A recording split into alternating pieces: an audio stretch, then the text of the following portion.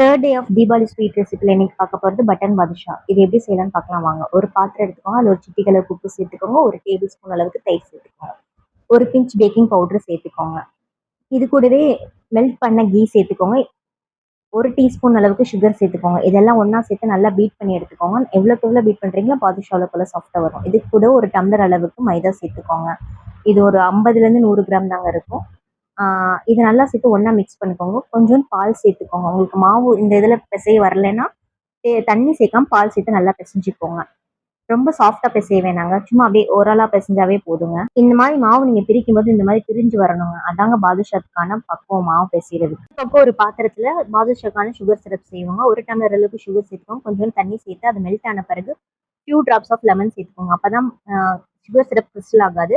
உங்ககிட்ட பாதுஷா மாவுல சின்ன சின்ன உருண்டைங்களா உருட்டிக்கோங்க. ஏன்னா இது பட்டன் பாதுஷாங்க, அதனால குட்டி குட்டி உருண்டா உருட்டினா போதும்.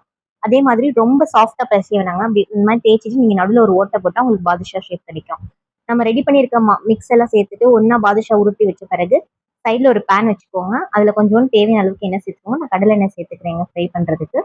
மிதமான சூட்டில் பொரிச்சு எடுங்க, ஹை ஃப்ளேம் வேணாங்க. ஏன்னா ஹை ஃப்ளேம் வச்சுட்டோம்னா பாதுஷா வெளியே சீக்கிரம் கோல்டன் ப்ரௌன் வந்துடும், ஆனால் உள்ளுக்கு வேகாது. மிதமான சூட்டில் வைக்கும் போது தான் உங்களுக்கு மெதுவாக கோல்டன் ப்ரௌன் கலரில் வரும். அதே மாதிரி உள்ளேயும் நல்லா வெந்திருக்குங்க பாதுஷா. ஒரு பக்கம் வெந்த பிறகு மறுபக்கம் நல்லா திருப்பி போட்டுக்கோங்க. 2 பக்கம் வெந்த பிறகு சுகர் சிரப்பில் டிப் பண்ணி எடுத்தா போதுங்க. இதை குலோப்ஜாம் மாதிரி ஊற விடக்கூடாதுங்க. சுகர் சிரப்பில் போட்டு 2 பக்கமும் திருப்பி போட்டு டிப் பண்ணி எடுத்து தட்டில் வச்சா பிளேட்டில் வச்சா போதுங்க. குலோப்ஜாம் மாதிரி ஊற விடக்கூடாது. இப்படி சுகர் சிரப்பில் டிப் பண்ணிட்டு பிளேட்டில் எடுத்து வச்சுக்கோங்க. பாதுஷாலாம் தட்டில் எடுத்து வச்ச பிறகு நான் டெக்கரேஷனுக்காண்டி குங்குமப்பூ வச்சிருக்கேங்க. இது ஆப்ஷனல் தான், விருப்பப்பட்டா வச்சுக்கலாம்.